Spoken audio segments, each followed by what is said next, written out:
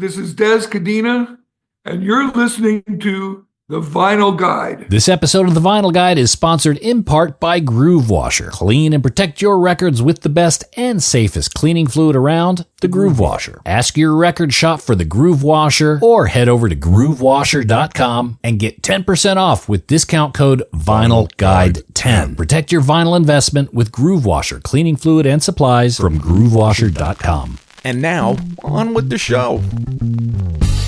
Welcome to The Vinyl Guide, the podcast for record collectors and music nerds. Here's your host, the biggest record nerd of them all, Nate Goyer. Well, hey everyone, it's Nate. Oh my God, this is episode 482 of The Vinyl Guide. Man, we're getting up there. The podcast for record collectors and music nerds. I hope everyone's doing well. I'm especially thinking of our family and friends out there in Southern California. Man, what a rough week. We've been watching those scenes on TV, not too dissimilar from some of the wildfires in Sydney we had a few years ago. And you guys were great with your outpourings of thoughts and kind messages then. So I hope you and your family and friends are doing all right. And I hope the situation has been kind to you. You guys are in our thoughts. And look, I'm going to get right into it with a legend from the Southern California area. Today we feature an in-depth interview with Mr. Dez Cadena, former singer and guitarist of Black Flag, former guitarist of the Misfits, and many more projects. And Dez is going to share his journey from growing up in a jazz-influenced household. His father was in the record business. To then becoming a key and beloved member of punk rock history, from singer and guitarist of Black Flag to the Misfits and beyond. Today we discuss Dez's discovery of punk rock, joining Black Flag, the records and recordings he made with the band, the rare vinyl records of the Dez Cadena era, and lots more. And today's episode is jam-packed. I think you guys will enjoy it. But keep in mind, this is just a taste of what you'll hear when Dez Cadena gives tours of the Punk Rock Museum, January 31, February 1 and 2. If you're in or can make it to Las Vegas that weekend, check out Dez and walk through the Punk Rock Museum with him. Hear him talk about the artifacts, the memories, all the good stuff that's in the Punk Rock Museum. Tickets and details are at thepunkrockmuseum.com. And keep this in mind, if you like this episode, and we certainly hope you do, we've got hundreds of others you may like as well. They're all available anytime, including discussions with Henry Rollins and Keith Morris, also of Black Flag, Billy Stevenson of Descendants, All and Black Flag, Australian legend James Baker of The Victims, The Scientist, The Beast Suburban. We had Jeff and Stephen McDonald of Red Cross on. Hundreds and hundreds of episodes available anytime. Just select the follow button in your podcast app, Apple Podcasts or Spotify. They all have follow buttons. And then you can scroll and get the full list of interviews and episodes there. If you want the commercial-free and high-resolution experience, you can join our Patreon page, patreon.com/vinylguide. That's where you can help support this podcast, and we are forever grateful for all who do. That's patreon.com/vinylguide, and thanks in advance for your support.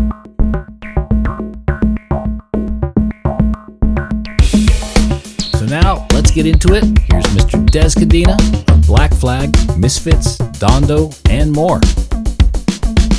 Is this Nate? It is. Hey, look at you. Look at you. No, look at me. Look at you. How you doing? I'm sick of looking at me. I'm going to look at you for a little bit.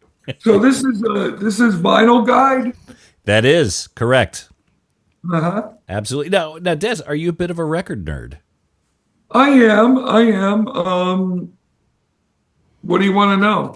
Let's talk about the Saints. The Saints. Oh, I could talk about them quite a bit. In fact, I hear they may be heading your way at some point. Sounds like some U.S. dates are coming up. If they haven't already. But who's still alive in the band? Ed Cooper and Ivor Hay.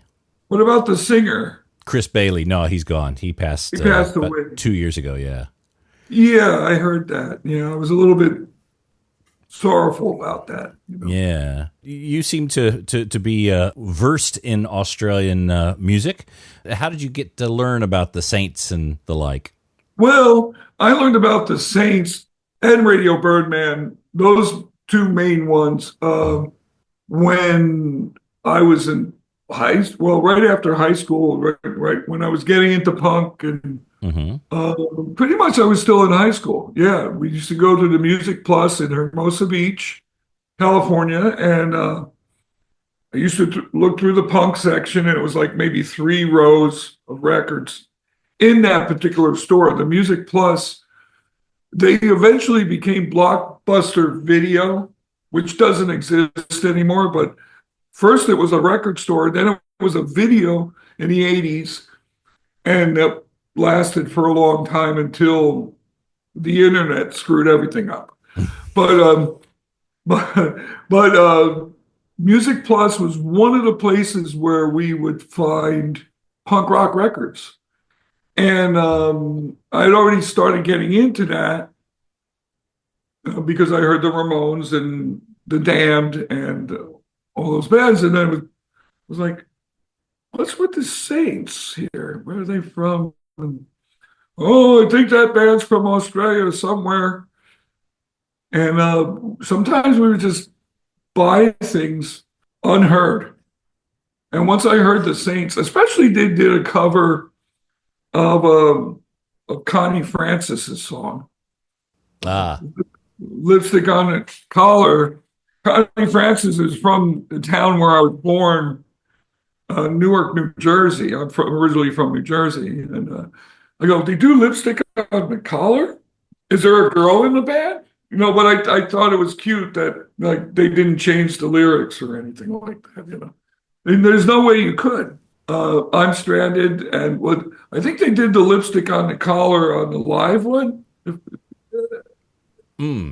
I'll have to get my records out and verify. Yeah, get your records out and see. Yeah, I found out, and I remember I get that and Radios Appear by Radio Birdman, and quite frankly, I kind of like the Saints better, but I really did like that radio. The Radio Birdman remind me of like sort of a punk rock Blue Öyster Cult or something in my mind. And I go, wow, this stuff is cool.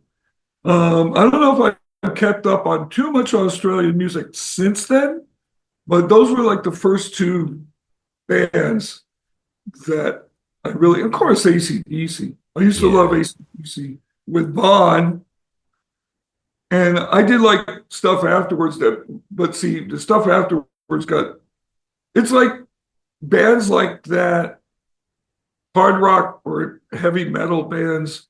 I usually like their records before they were popular in the United States.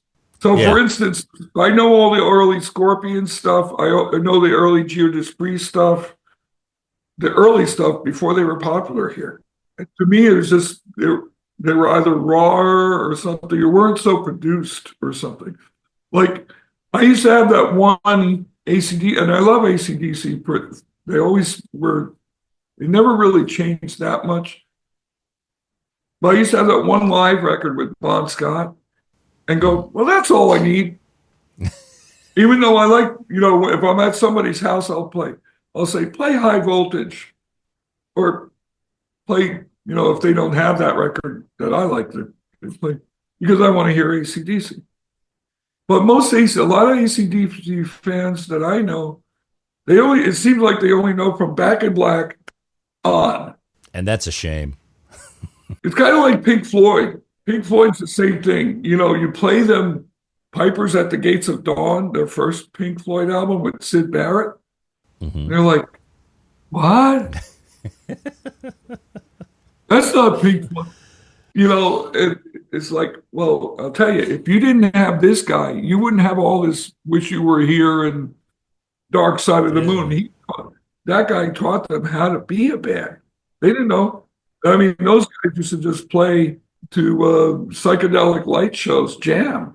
Yeah. They didn't know how to write songs. At least Sid taught them how to write a song or put something together in a piece of music. So it sounds like, from a very early stage, and from what I understand, your father was in the record business. Yes, he was. His name is Ozzie, Ozzie Cadena, and he produced records for Prestige, and Savoy Records and Fantasy, Mm-hmm. those record company. And it's part of the reason why I moved to California. I'm originally from New Jersey, and he fell in love with California. Maybe it was because when he was in the Marines, but there was a club in Hermosa Beach called the Lighthouse Cafe, still there, but it's not all jazz and blues and gospel and jazz and stuff. Now it's like a little bit more, you got to pay the rent. So they have reggae and they have rock cover bands, but they have like one night a week. Did he have any involvement in the Lighthouse? Because there's a lot of very popular jazz recordings from the Lighthouse. He didn't officially work for the Lighthouse, but he was pretty much like a consultant. Mm-hmm. Like people would go to him, how do you get a hold of Harvest Silver? He goes, well, okay. Get his little book out and call Horace up. The Lighthouse needs you. Here's the manager. You talk to him. Make sure you get paid. Click. And that he was like that. He was one of those guys. Right. So music in your household was a pretty strong currency for you guys. Yeah. Yeah, and then when I was growing up in Jersey, in Newark, he had a record store too. Mm. So we grew up with music. He had a record store, and he was producing all jazz stuff in the 50s, after I was born in the 60s, into the 70s, and then after the beginning of the 70s, he didn't work too much. Maybe it was the technology. I mean, my dad could, in the studio, he could mic up a full orchestra with 2 mics. Mm. Or if it was a big band, 2 mics. I mean, in those days, it's all you had. Do you know if he did any work with Rudy Van Gelder? Oh, he was very close friends with Rudy Van. I've been to the Van Gelder studios myself. Wow. And the Van Gelder in Inglewood Cliffs, New Jersey, and it was the place was designed by one of the students of Frank Lloyd Wright, and the ceilings were like 25, 30 feet high, big wooden beams. So a lot of those recordings, Van Gelder recordings, if you have any jazz that are recorded there, the sound of the place was so live. And so, but for that, he would record jazz, and then he would record people like Lightnin Hopkins, mm-hmm. or Brownie McGee and Sonny Terry, just like small blues. People wanted to record some of these blues guys before they passed away because they were already old. My dad produced a lot of stuff by people like that.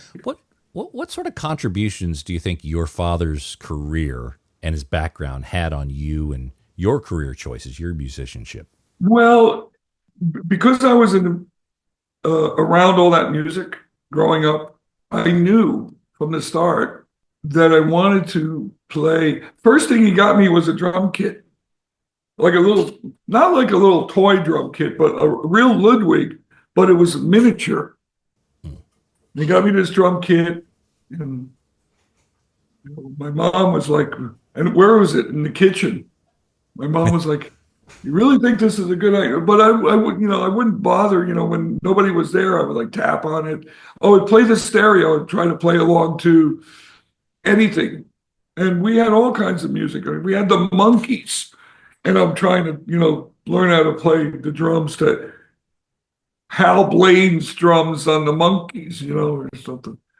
And then I decided at some point that I wanted to play string instruments like a guitar. Well, he got me a guitar. No, first I was watching this show. It was very popular in America called, you've probably seen it, Hee Haw. Oh, yeah. Yeah. Okay. Roy Clark and Buck Owens. And then they would have all these country. And, we didn't listen to a lot of country music, but everybody on that show could play violin. Roy Clark could play the fiddle. He could play the mandolin. He could play the bass. He'd play some episodes, he would play 5 different instruments. And I go, I want to do that. And my dad goes, so, I don't know about the drums, but what do you want to do? I think I want to play the bass and the banjo. And he goes, time out.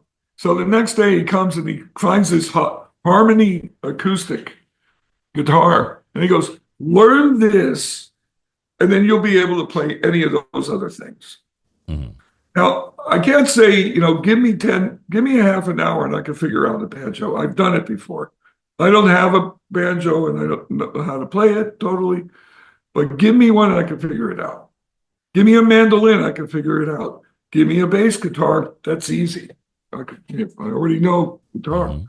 So he was right. He was right there.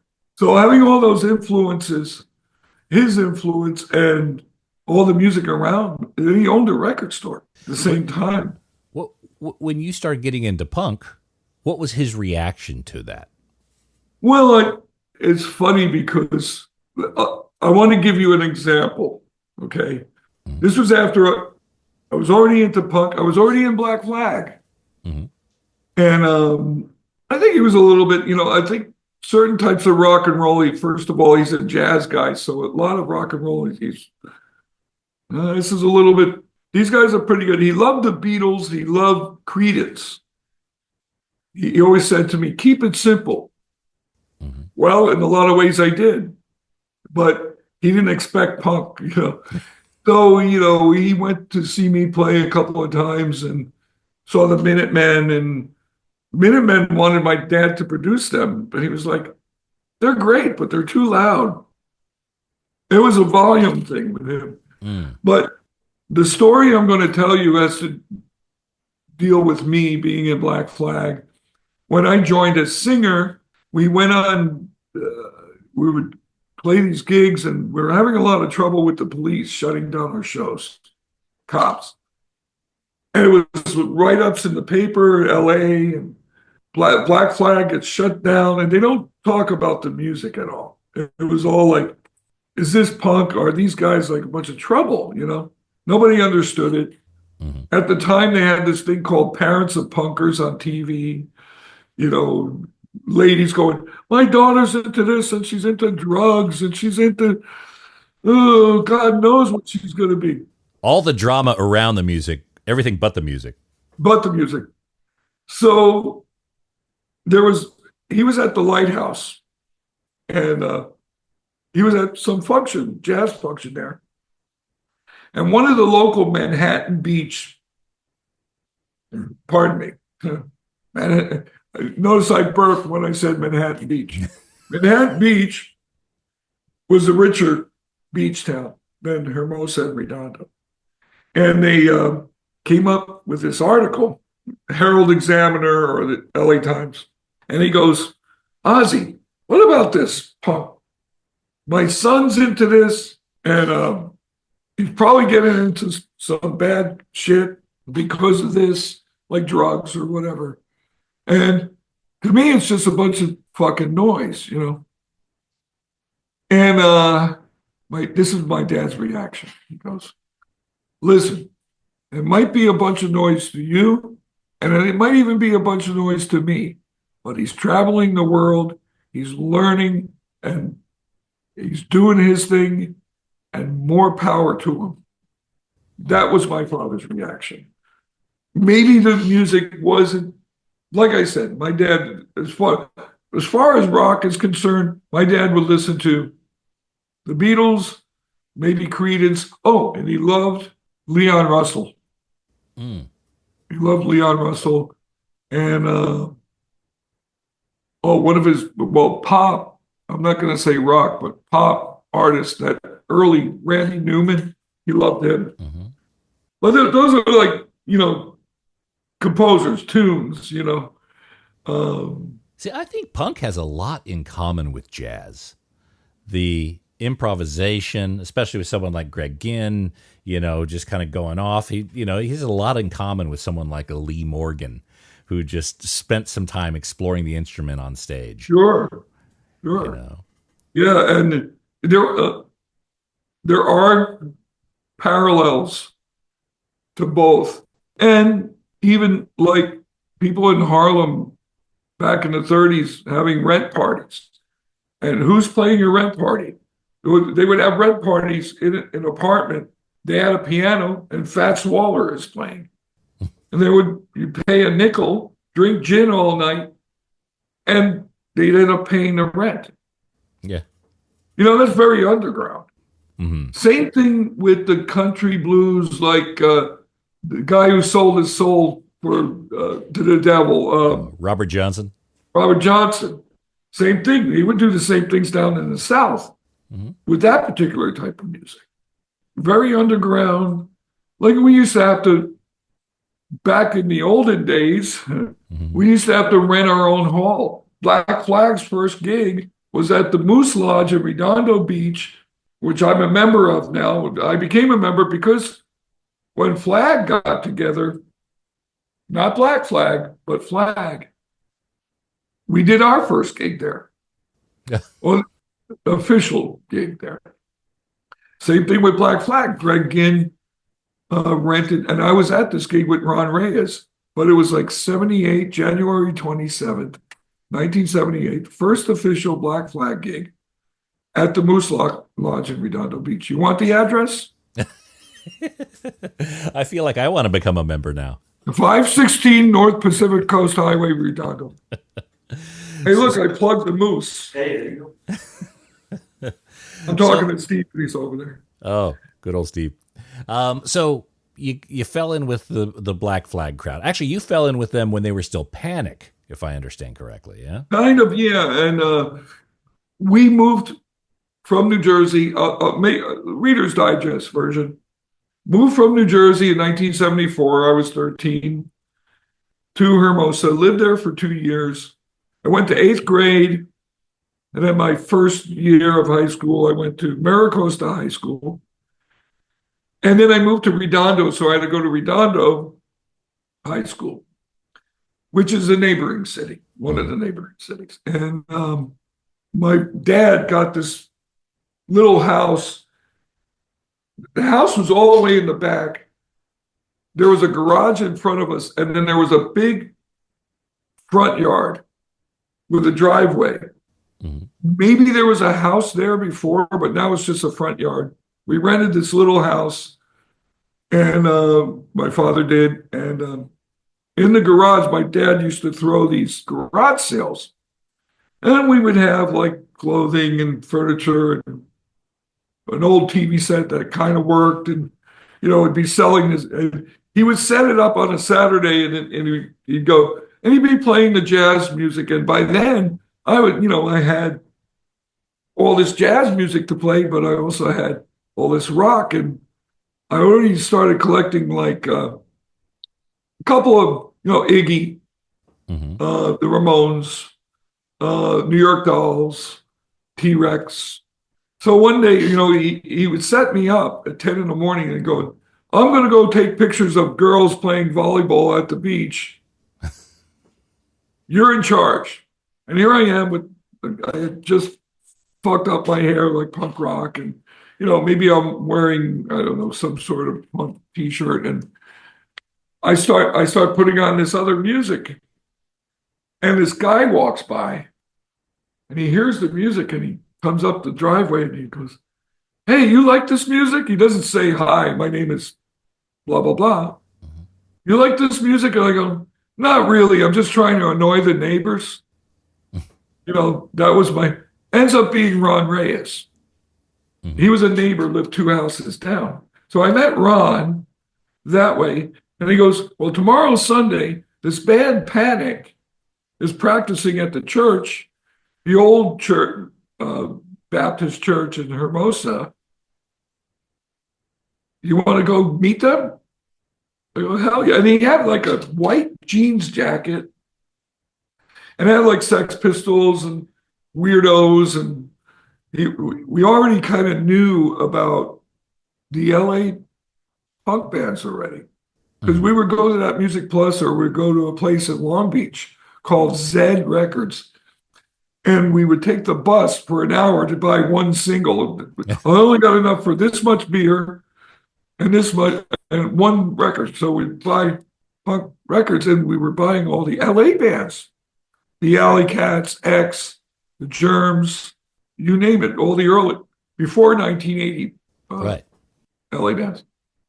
And so we go down there, and we walk down there. It's about a mile. And we're walking down Pier Avenue, and here comes this guy, still hair kind of long, and he looks kind of funky, kind of stocky a little bit, has a beer in a bag right in front of the police station. And we were walking right by him, and we're all looking all punk. Ron recognized him. Hey, Gary. Real name is Gary McDaniels. He changed his name to Chuck a little bit later. He goes, "You're in Panic, right?" He goes, "Yeah, but we're changing our name." They still hadn't played their first official gig. They had played parties, but they didn't play their first official gig. Right. And he goes, "Oh, we're practicing in about half an hour." But it's really funny having an open container in front of it. Police. Because that time, even though Hermosa Beach was a big party town for people, the laws of walking around with an open beer in public, and especially right in front of the cop station, is like, well, that's daring. That's pretty. So he goes, "Yeah, go down there." And so we get to meet all of them that day. And that's how I met Black Flag. And that must have been the summer of or fall of 77. Yeah. They didn't have, well, they weren't Black Flag. They didn't have the Nervous Breakdown single. Do you know if they had recorded that? Or They had recorded that because it's not really Robo on that. It's a guy named Brian Migdal, but they were so mad at him when they released that, they just put Robo's name on it. Something about somebody going in somebody's yard and stealing a bunch of pot plants. I don't know. Okay. But, it was recorded. I think they were just getting the money to release it.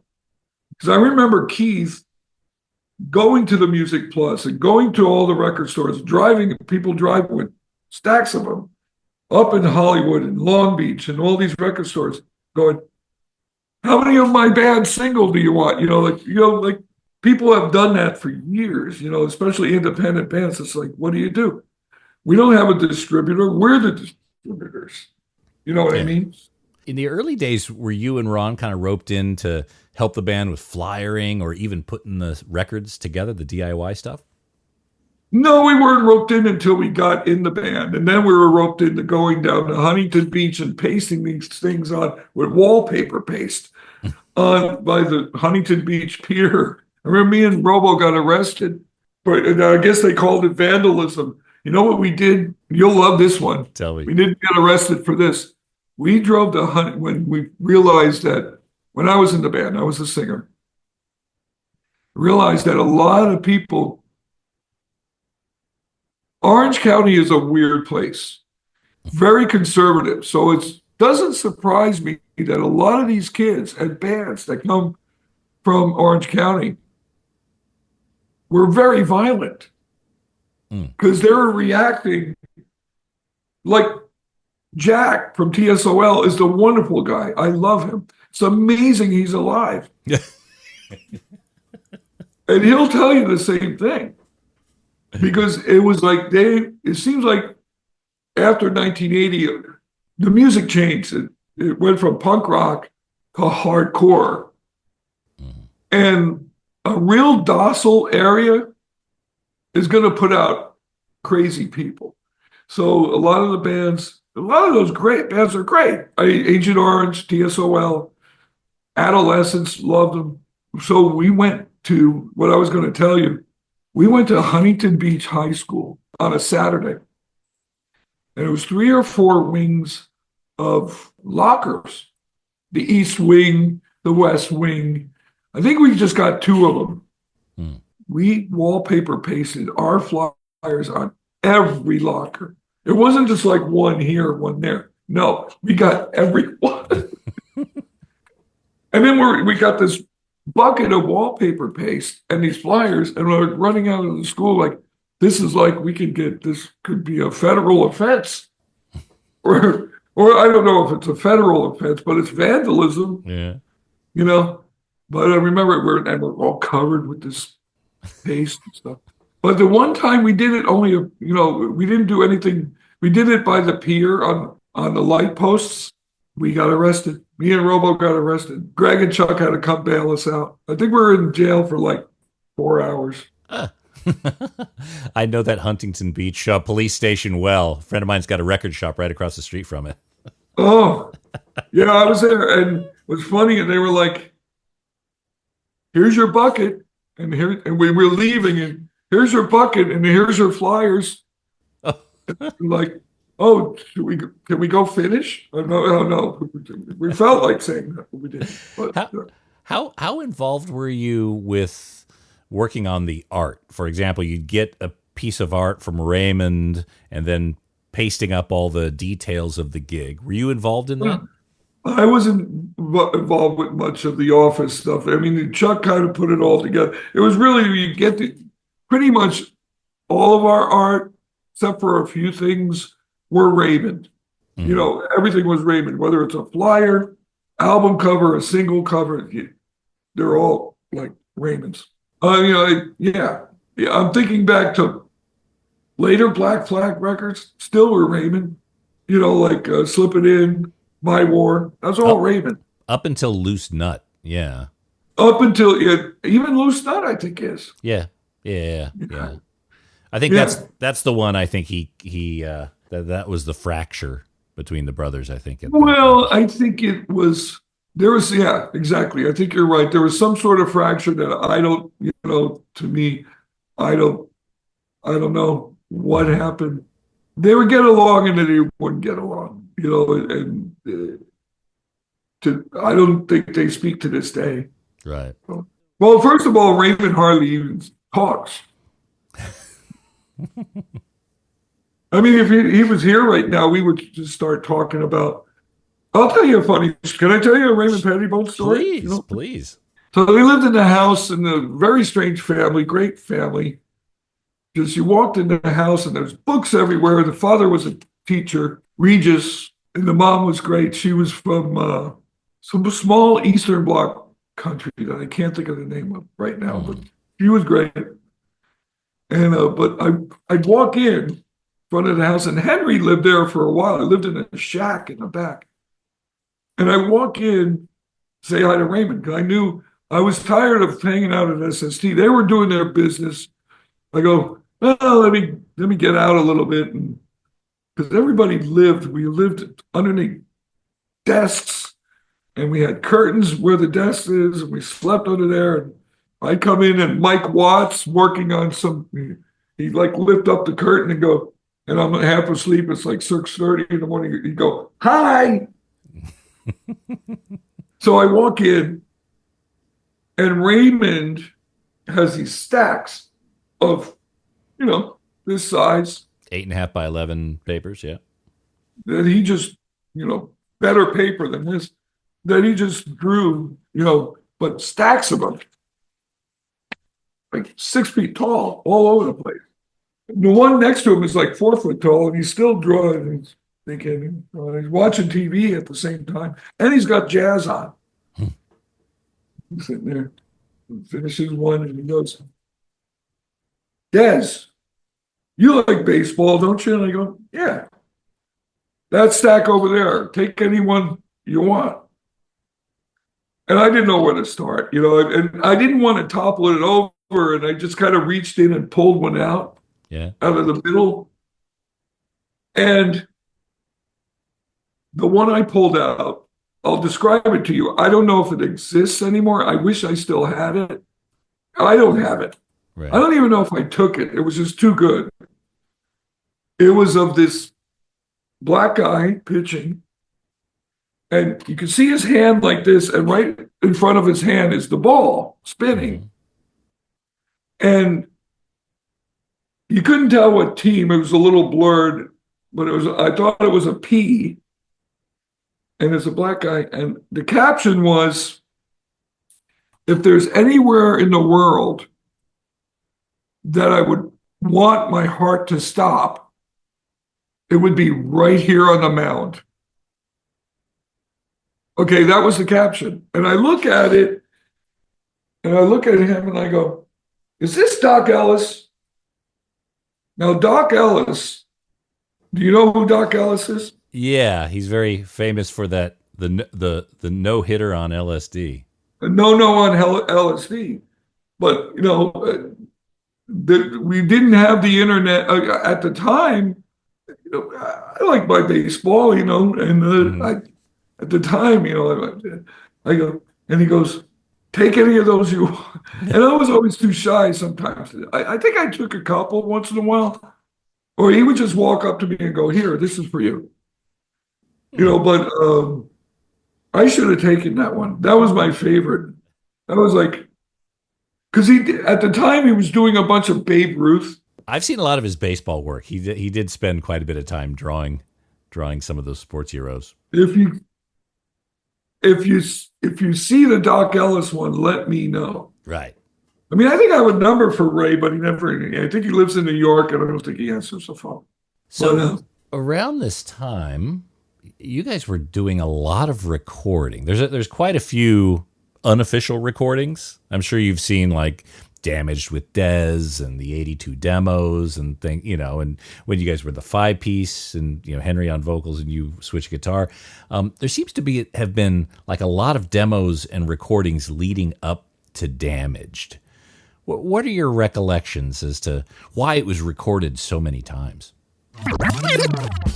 Hey there, audiophiles. If you're seeking stylish furniture to showcase your stereo and record collection, well, look no further than SidetrackedWorkshop.com. Sidetracked Workshop designs extraordinarily elegant record cabinets and consoles that add sophistication and panache to your music hobby. Handcrafted in the good old USA in the vinyl-loving city of Portland, Oregon, Sidetracked Workshop's designs are a music lover's dream. Made with real walnut veneered wood and brass accents, these gorgeous designs add class and taste to the record room and ship fully assembled and ready to enjoy. Just check out the designs for yourself at SidetrackedWorkshop.com. Look, you spend thousands of dollars on records. Don't keep them in a crate, and don't risk your records on those feeble wooden pegs from IKEA. Your music deserves the dignity of Sidetracked Workshop. That's SidetrackedWorkshop.com. Elegant solutions for the vinyl lifestyle. Oh, and hey, record nerds, don't forget to clean your records with the very best and safest record cleaner, the Groove Washer. Make your records look and sound their very best and store them with confidence using the new Groove Washer Groove Guard record sleeves. You gotta try this out. It makes a huge difference to the quality of your vinyl experience. Ask for the Groove Washer by name at your local record store and accept no substitutes. Or head over to groovewasher.com and use discount code VINYLGUIDE10. All hail the Groove Washer. That's groovewasher.com, discount code VINYLGUIDE10. Around this time, you guys were doing a lot of recording. There's quite a few unofficial recordings. I'm sure you've seen like Damaged with Dez and the 82 demos and and when you guys were the 5-piece and Henry on vocals and you switch guitar. There seems to have been like a lot of demos and recordings leading up to Damaged. What are your recollections as to why it was recorded so many times? Well, the 82 demos is after Damaged. Yeah, okay. Because if you listen to the 82 demos, it's got songs with me playing on it. My War, it's got Slip It In, it's got Black Coffee. I don't have the records in front of me right now, but okay, you do. yeah, it does have My War, Black Coffee. Yeah. Modern Nothing Left Man. Inside. Nothing Left Inside. Slip It In, Black Coffee. Modern Man, Can't Decide, Beat My Head, I Love You. All of those were like songs that came out after I was out of the band. Now, the Damage with Dez, I recorded all that stuff before we recorded Damage. And it was like my first time singing. I think everybody really loved it. But at the same time, a lot of that compilation is from different sessions. So some of it's from maybe the Louie Louie sessions or the 6-pack sessions. And I think they just picked the best ones. See, they knew I was unhappy being the singer. Mm-hmm. They knew. I didn't say, they knew. I was unhappy. After about a year of it, losing my voice all the time, and I wanted to play guitar. And the whole reason why we got Henry or another singer was because of that reason. And they didn't want me to leave the band. They knew they would go, what about, there was one time we tried Chuck on vocals at practice and I played bass. Mm-hmm. I wanted to play. I didn't want to be a front. My personality was not a front man. But I think and maybe this is a better way to ask the question, being a band that was living kind of day to day, there wasn't a lot of extra money for studio time and things like that. However, here you've got a lot of these songs recorded, sometimes multiple times, multiple trips to the studio that were never released. Well, like I said, a lot of those songs on Damage with Dez, like that one thing with Chuck Biscuits, that was a demo. Right. That was just recorded, no overdubs, just live in New York with Henry once we knew Henry got the songs down. But it was just a demo, and we were thinking but then Chuck was out of the band. A lot of it is like people leaving the band or the band changes. It's like by the time I was in the band, Jealous Again just came out. And I didn't, and a lot of the sessions for Dez, Damage with Dez, that was almost an album's worth of stuff. It was a combination of I believe the Six-Pack sessions, which eventually the stuff that came out on Six-Pack, the single. Mm-hmm.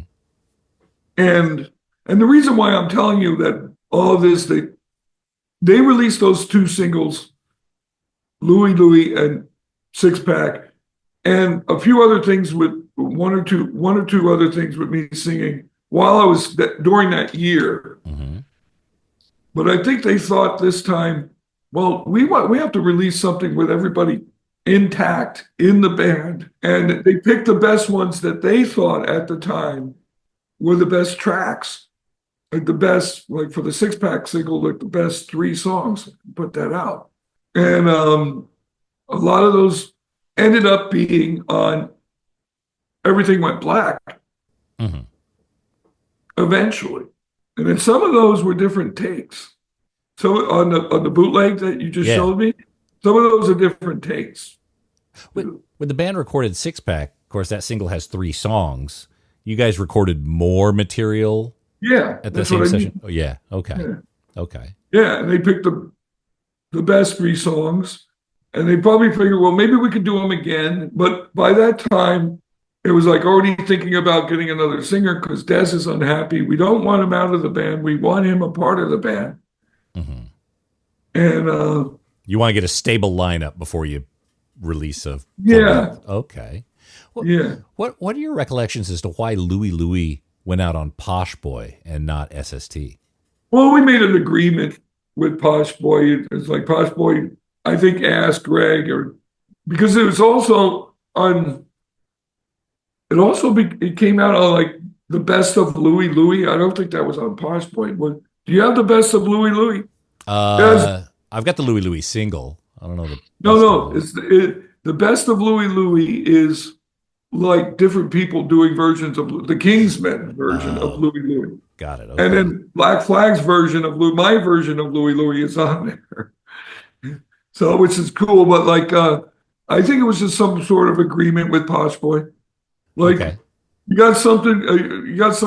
I want a Black Flag thing on my compilation. Oh yeah, Robbie here. That came out on Rhino Records, the best of Louie Louie. Oh yeah, the Sonics, even a couple marching bands, that sort of thing. Yeah. And me. Yeah. So. Okay, so just a side deal was made for Posh Boy just to release that Louie Louie single. Yeah. Okay. Yeah. Okay, with Damaged One on the flip side. With Damaged One, yeah. Okay. Probably a different version, because I think there's a version of Damaged One on Everything Went Black, probably a different lyric Mm-hmm. Probably the same music, but when I went in to do the lyric, they probably said, well, we like them both. Use this one for the single and Right. use this. Because I used to improv. I used to sometimes I was pretend like I was speaking in tongues on that song. There's I don't know if there's any, other than damaged, I don't know if there's any English word in there. You tell me. Play it backwards. I'll listen. I'll see if I can discern anything. Were you involved at all with the Thirsty and Miserable single, the one with Licorice Pizza? Well, other than writing the song and playing on it, and that wasn't that live? If I remember. Yeah. I think it was recorded live in San Francisco. Correct. At maybe the On Broadway or the Mabuhay or something. With the same building, two different clubs. Target, San Francisco. At Target. Okay, Target Video. Yeah, very much involved with that. And what's really kind of funny is that was a promotional thing. Do you know the story behind that particular record? Yeah, but go ahead and share it. Yeah, well, it's an interesting tale.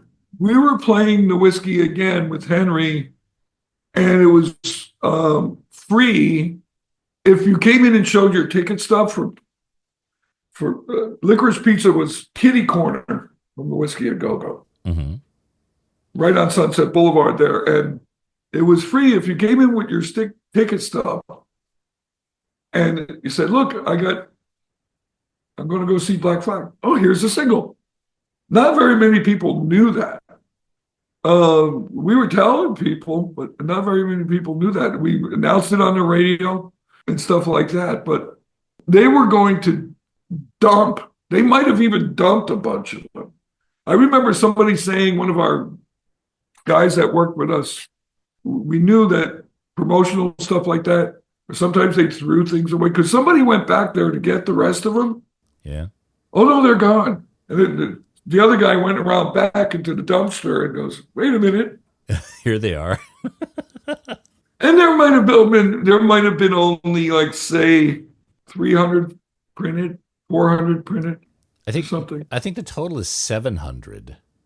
Okay, maybe so. And because they were probably figured, because the Whiskey, we do 2 shows a night. So the Whiskey holds, they cram 500 people in there. So 700 makes sense, Yeah. But nobody collected on that. Well, not people did, but not everybody did. There was a big box, couple of boxes. So we ended up grabbing them, and who knows where they went from there. But apparently they went to a lot of the different Licorice pizzas at the time. We've had some people on the show. Christian Jacobs of the Aquabats has a very vivid memory of riding his huffy bike over to Licorice Pizza, getting a handful of those records and chucking them off a freeway overpass. So apparently that was. I'm sure he wasn't the only one doing that. That's pretty punk, yeah. But I mean, I might have one in my collection back in New Jersey. Mm-hmm. I am a record guy, but over the years, my life has been here. I'm like a ping pong ball.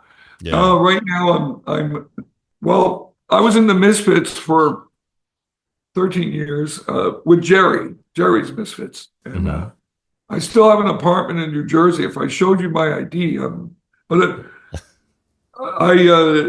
out here helping my sister take care of my mom. She's 99 years old. Okay. And that's what I'm doing out in California. When I came out here 2-3 years ago, I still have the apartment out there. Half of my crap is still out there, Yeah. Your records.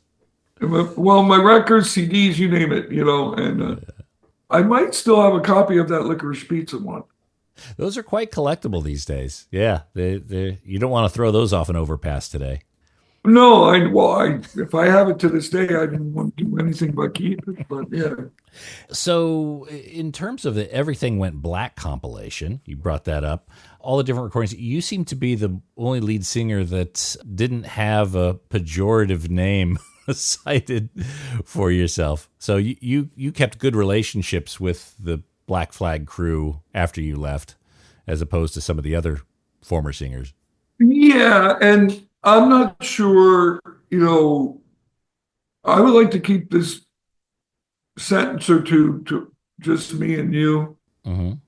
Well, to answer your question, and I'll come back to this when we're done, which is something I don't know if I would want on this interview. But at the same time, yeah, I pretty much left the band for the most part. I don't know if I'm the only person, but I left the band on good terms, on my own terms. And they understood it. After playing guitar and stuff for a year and a half, I think they realized that I realized I came up to them and I go, guys, I want to start my own band. I want to do my own band. And I can't, if we're touring a lot, I can't be doing that. I got to get a band together. And my band had a band called DC3, and we actually went on tour opening for Black Flag quite a few times. Signed to SST Records. On SST Records, yeah. And there was this first of all, there was this silly feud between, and I don't think the Circle Jerks really even thought of it too much, but between Black Flag and the Circle Jerks because it's Keith. Mm-hmm. So the Johnny Bob Goldstein is some sort of stab to Keith. Mm-hmm. And I'm not going to say who's doing the stabbing. Mm-hmm. You guys figure that one out. But it was silly. It was still going on when I was in the band, it was just silly stuff. Mm-hmm. Circle Jerks are Circle Jerks. I mean, Keith will be the first one to tell you could read it in his book, that the guys were so serious in Black Flag, it was too much for him. He wanted to start a band where everybody would have them come over and tap the keg. Mm-hmm. That's what Keith wanted to do, which he ended up doing, And then the thing with Ron, Chavo Pederast, that whole thing, well, first of all, Ron says he saw this Jealous Again when it came out. That actually came out when I was starting in the band. He saw, they got a new singer. And he put the record on, and he goes, wait a minute, that's me. Well, the thing with Ron, I don't know why. I think they got upset because Ron quit on stage, but he quit on stage for a good reason. They were playing at a place called the Fleetwood in Redondo Beach. He had his girlfriend with him, and they played a few songs, but a lot of people from Orange County, a lot of the early hardcore bands from Orange County, they had gangs. Mm-hmm. And if you look slightly old punk or new wave, they'd start fights and beat people up. And that was going on with his girlfriend. So in the middle of it all, Ron quit on stage. No one saw that. The band didn't see that. I wasn't in the band. I was watching from afar. And I go, why is he quit? Did he just quit? All of his friends were going, did he just quit? Mm-hmm. So that to them in the band, and he didn't say anything. He grabbed his girlfriend, who was from Vancouver, and left. He goes, I quit. He left. And they were like, they thought it was like some sort of rock star stuff or something. I don't know what they thought. But I'll tell you, that was one of the funniest Black Flag shows I've ever seen, because after that, because they decided, they always had this credo of like, they did Louie Louie. They did Louie Louie when Keith was in the band, but they always wanted to do a 55-minute Louie Louie like Iggy. So that was their opportunity. And they did. But what they did was start pulling people that they knew up on stage. So there was like 30 people up on stage, mm-hmm. grabbing a mic, grabbing a drum mic, and they're playing Louie Louie, and it's going on for like 35, 40 minutes. And I go, well, that's chaos. Yeah. I remember I watched it all from like, the place used to have a second story room in the back where they used to have like spotlights. Mm-hmm. Well, there were no spotlights there. We were just, me and a friend snuck up there to watch all the chaos go on and just check everything out. And we saw all this happen from up there. And then all of a sudden, Ron quits. And we're like, he quit? I quit. Boom, throws the mic down, leaves. Then all of a sudden they start Louie Louie and everybody got on stage. It was actually really, that part was really good. The Ron quitting was not, I'm good friends with Ron. Mm-hmm. I learned more about the situation years later. I just didn't know. I didn't know what had happened there. Everybody was like a big question mark, you know. And you didn't realize that was that you were about to fill that position. Well, I had no idea either. It was like 4 months later. When you guys decided that you wanted to shift away from vocals and, you know, go to guitar, whatever, you still wanted to be in the band, but you needed a new lead singer, was there anyone else considered other than Henry for that role at the time? Well, there's a couple of people. I'm trying to think of his last name. There was a guy from New Orleans called, well, he was in a band called the Sluts. Mm-hmm. Skinny, wiry guy. He was really energetic, really cool. Black Flag used to play with his band all the time down in New Orleans. He was a little bit, he actually did a rehearsal with us. I think he think we were, I used to call him Dave Slut. Okay. His name's, I don't know his last name. I don't remember his last name. D Slut? Are we talking D Slut? No, look up a band called the Sluts. Yeah, I'm looking. Well, there's a bunch of bands called Sluts From New Orleans. Yeah. New Orleans. Okay, so there were a few people that were up for that role. Well, I can't think of anybody else. I know he was one of them. I knew Henry used to write to Chuck all the time. Right. So we knew about Henry's band, SOA, and we knew about Minor Threat, Ian. But Ian was just Ian. He had his thing going, Discord, and for some reason, and SOA opened for us. So those guys said, well, what do you think of Henry? And I go, oh, you know, it's good. I just want to play guitar. Mm-hmm. I heard Keith even came back for a couple of shows around then to fill in after Ron quit. What had happened, but what had happened, I don't think it was a couple of shows. I think it was one show. Mm-hmm. What had happened was they wanted Brendan Mullen. If you know who Brendan Mullen was, he was the guy who ran a club called The Mask. And I went to the show, and I could swear it was in Culver City, but people might be in Hollywood somewhere. But Brendan was going to sing in Black Flag, but he got too drunk. Oh. He was too nervous. And he became pretty good friends with the band. And he got a little bit nervous. And the bottle of Jack was 3/4 empty, and he had it, and it was like, and then he tried to sing one song, and he like chicken, and Keith was there, and people pushed him up on stage. I remember this distinctly.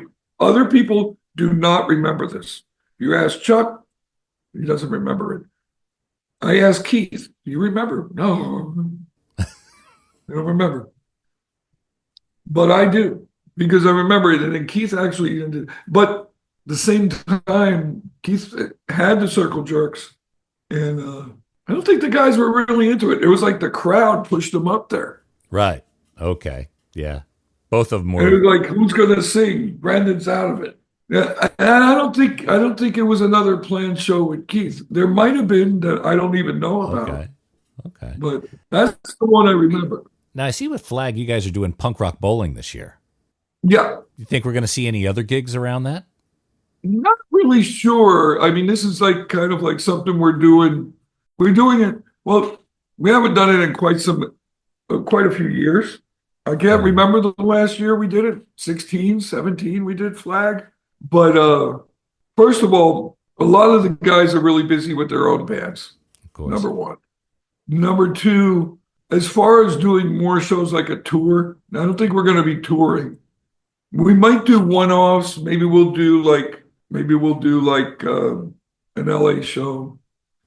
Some of us, not all of us, but some of us, not me either, but some of us are sort of retired from touring. So if we do some one-offs here and there, we might be doing more. We haven't played in LA much. I mean, I think you were hoping to me to say, "Oh yeah, we're coming to Australia." Yeah, that would be my dream. I'm actually thinking, like, shit, how do I get on a plane over there to Punk Rock Bowling to see that slot? I'd love to see that. Well, the thing is, I don't think we're on the bill, but they haven't figured out which day yet. Right. So there may be They got the Punk Rock Museum bugging me about that because they want me to do tours around. While I'm there, I might as well do a tour or two. I'm actually going to be there at the end of the month at the Punk Rock Museum. Yeah, Jan 31 through Feb 2. Yeah. And you've done that Punk Rock Museum tour before. Out of that museum, what are some of the things in the museum that are most, important to you, the most personal to you? Well, Johnny Thunder's guitar. Mm-hmm. There's a great picture, personal to me. There's a great picture that Spot took of Pollywog Park. Mm.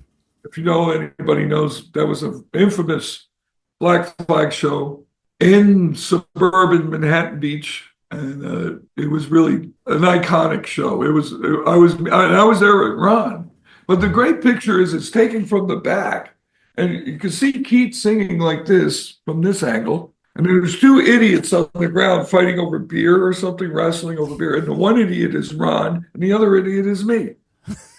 So there's a great picture. There's like a history of like there's the first three singers of Black Flag in one picture, one shot. In one shot. What else is good? And there's a lot of good stuff there. I mean, there's a lot of people's Pat Smear's guitar. Yep. You get to play it. There's the Hagstrom upstairs. You could actually. Oh yeah, that's the one he bought for the very last Germ show, and they never played any more shows. Yeah.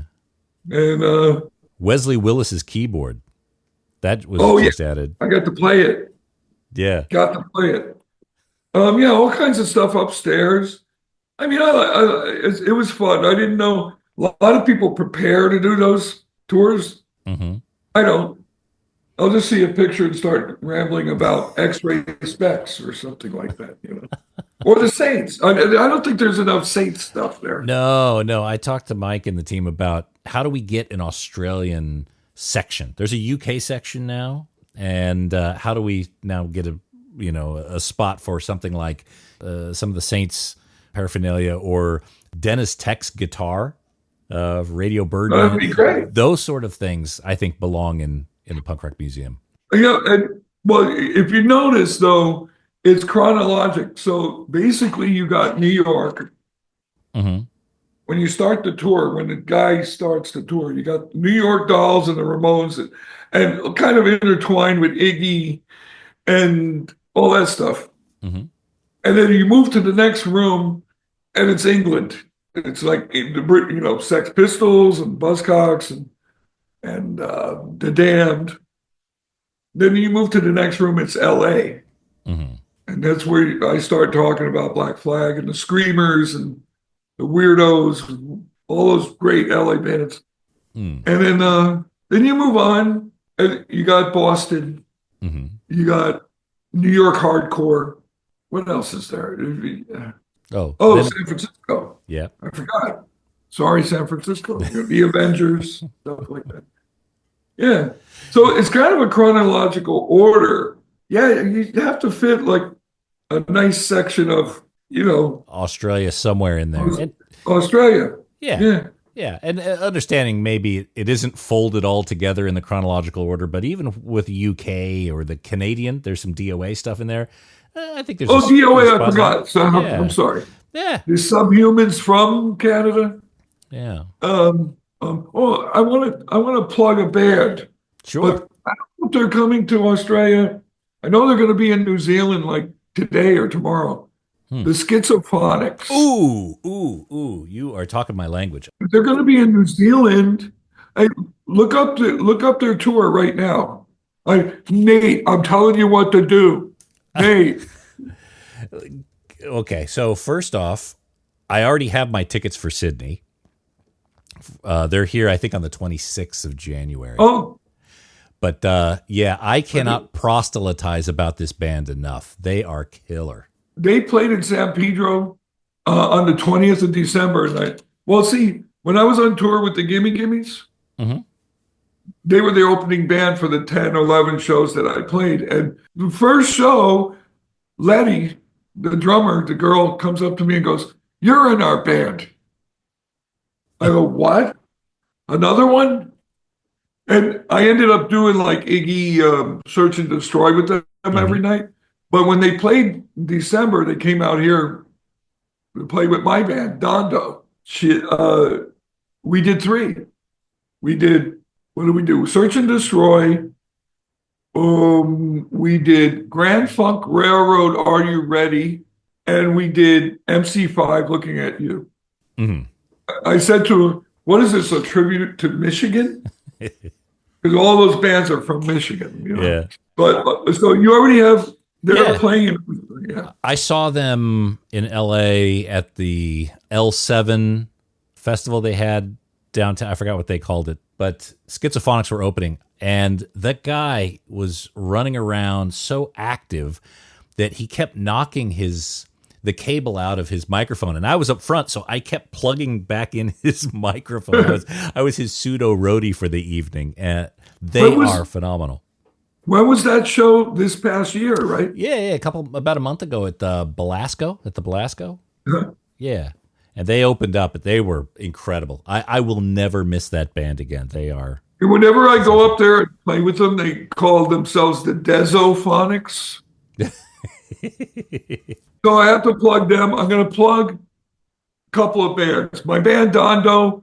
We don't have anything released, but I think if you look up Dondo featuring Dez Cadena, stuff will come up on whatever people.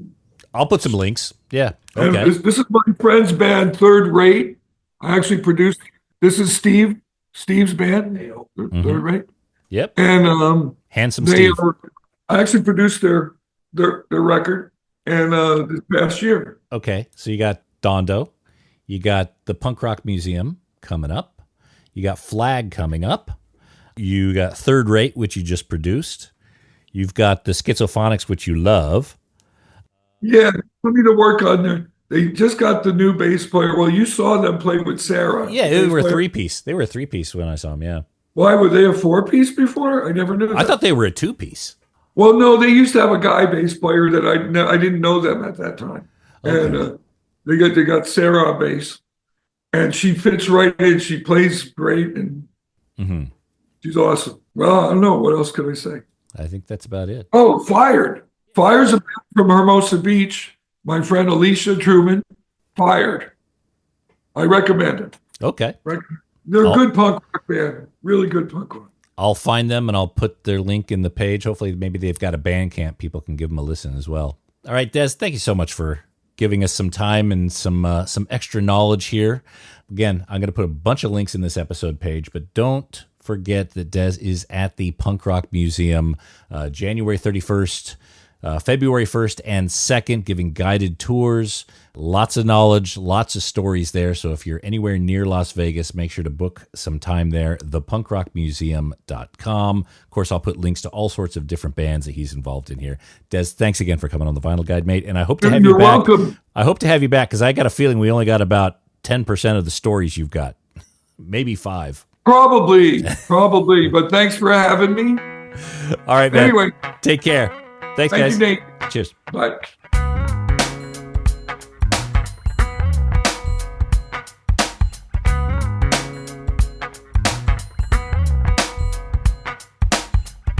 What a nice dude. I really enjoyed having him on. I've always wanted to have Dez on the show, and I was finally glad we were able to align it.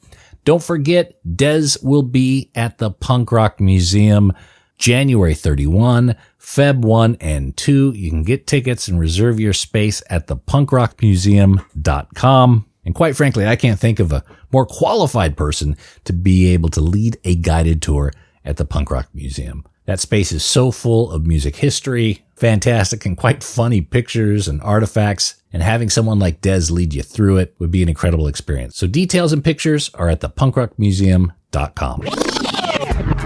And that's it for this episode of The Vinyl Guide. Thank you so much for tuning in. Thanks to everyone who's leaving positive reviews on Apple Podcasts and Spotify. That's a huge help. Giving us 5 stars, saying something nice. Absolutely incredible. And thanks to everyone who's sharing these episodes online. That's a huge help as well, and certainly appreciated. And we'll be back shortly with a brand new episode. So until we talk next time, get out there and buy some records, people. Cheers.